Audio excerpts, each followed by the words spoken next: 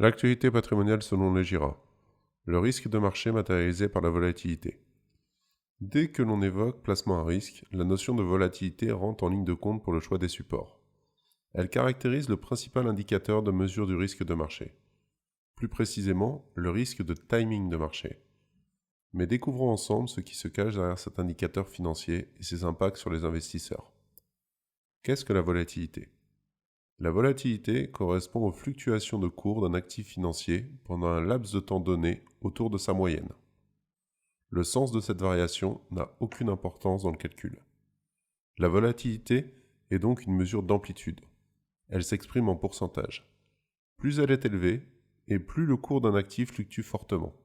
A l'inverse, plus elle est faible, et plus le cours de l'actif suit une pente haussière ou baissière. Mais devriez-vous bien comprendre que vous pouvez avoir des actifs peu volatiles qui vous font perdre de l'argent, alors que dans le même temps, vous avez des actifs volatiles qui vous en font gagner. Alors comment appréhender cet indicateur quelque peu particulier ? Comment se calcule ce risque de marché ? Lorsque l'on souhaite investir sur une valeur, que ce soit pour trader ou pour investir sur le long terme, il est nécessaire d'étudier l'indice de volatilité pour déterminer le bon moment afin d'acheter. Deux stratégies s'offrent à vous.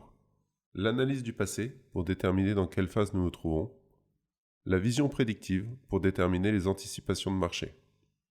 La volatilité historique. Nous sommes face à l'indicateur le plus utilisé en gestion de portefeuille.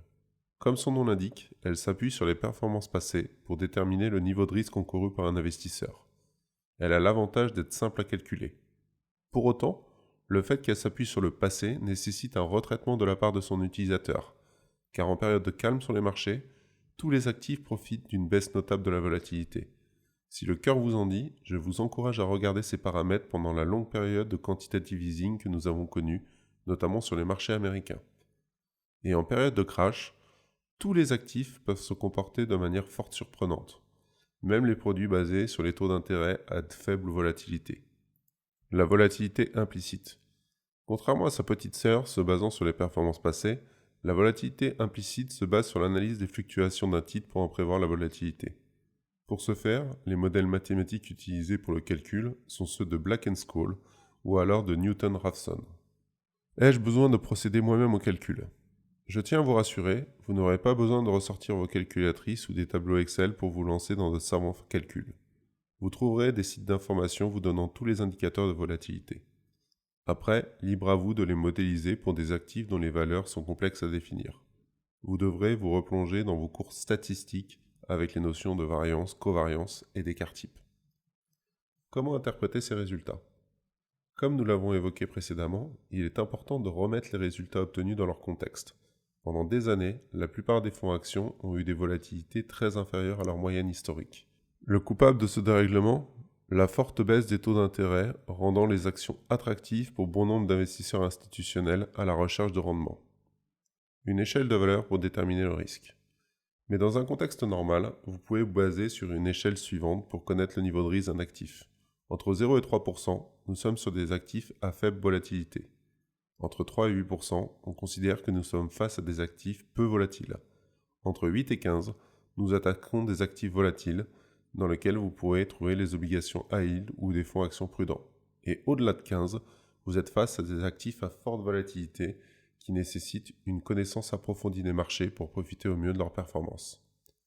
Calculez le risque de votre portefeuille. Sauf si vous avez un profil d'investisseur très prudent, intrinsèquement, la volatilité des actifs composant votre portefeuille n'a que peu d'importance.